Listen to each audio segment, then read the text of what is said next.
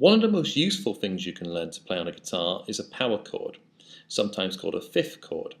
And a power chord is just two notes. It's the first and the fifth degrees of the scale, which is why we sing 1, 2, 3, 4, 5, 4, 3, 2, 1, 5, 1 so much in our lessons.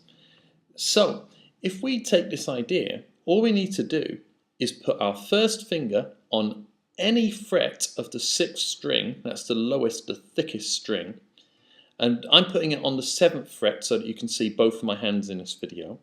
So if I put it on the 7th fret and I keep it there and I don't move it, but I make sure that the rest of my finger, rather than the tip of it, the rest of it is lightly touching all of the other strings so that they should all sound like this. Here's the lowest, the 6th, 5th, 4th, 3rd, 2nd, 1st. So the only note that's actually the only string that's making a note is the lowest one.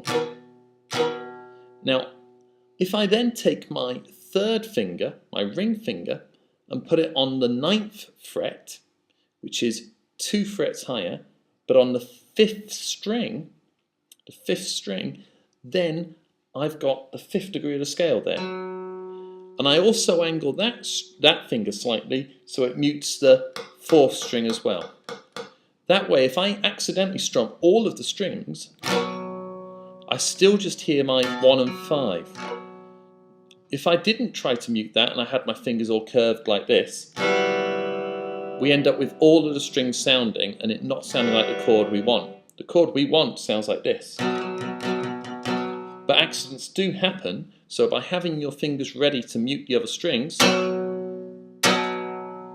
then you get your 5th chord still and the other strings don't play a chord.